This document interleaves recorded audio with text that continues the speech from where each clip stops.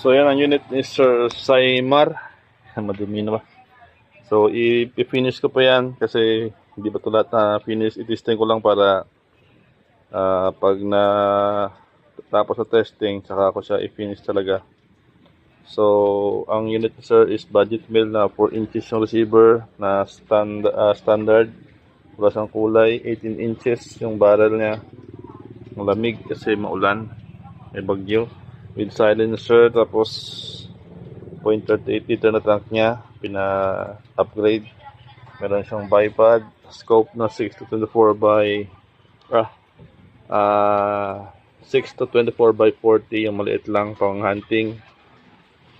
Yan, all stainless to, yung hammer niya, yung ito yung trigger niya, yung valve niya sa loob is hindi siya ganoon kahirap i-adjust or i-pump kasi isang pump lang magdalak agad yan. Ngunit mo na kailangan siyang hilahin dito yung pin niya para lang mag-lock yung valve.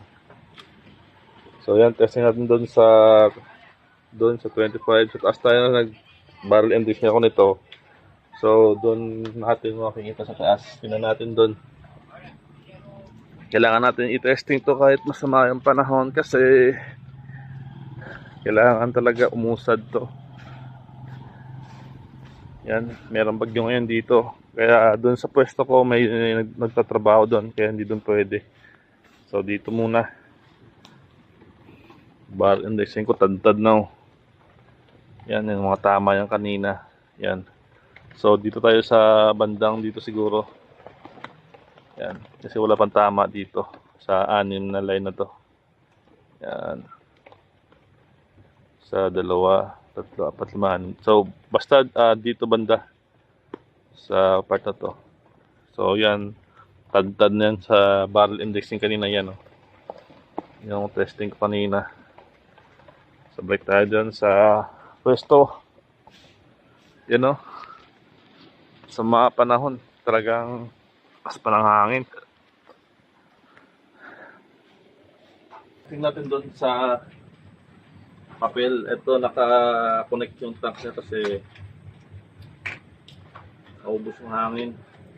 Try ko muna kung saan ito tumatama.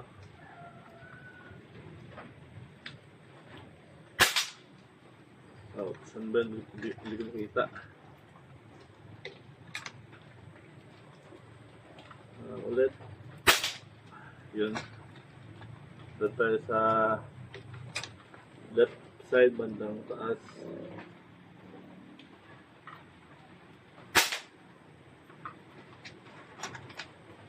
Sa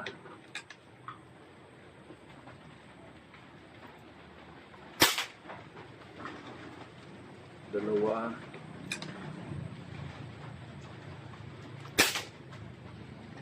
Tatlo.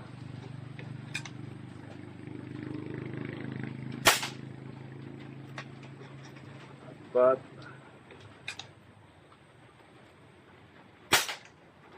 5.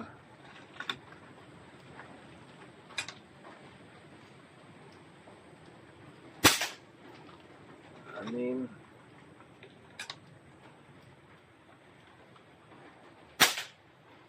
7.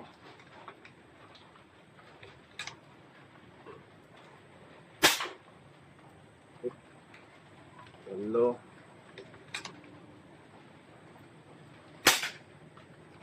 10.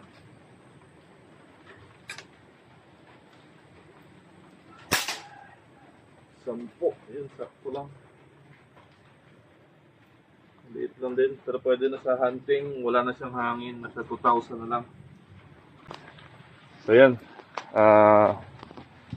ilan na lang yung laman na ito, nasa 2,000 na lang. So yan, lumakas ng ulan. Punta natin dun sa para walang cut.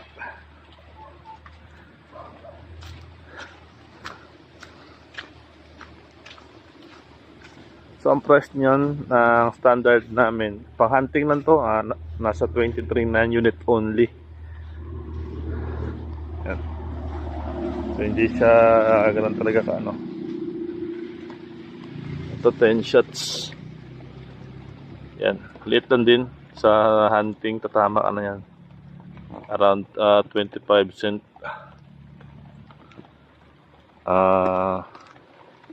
Sa plinking, pang backyard, sa mga daga, yun, sa mga peste.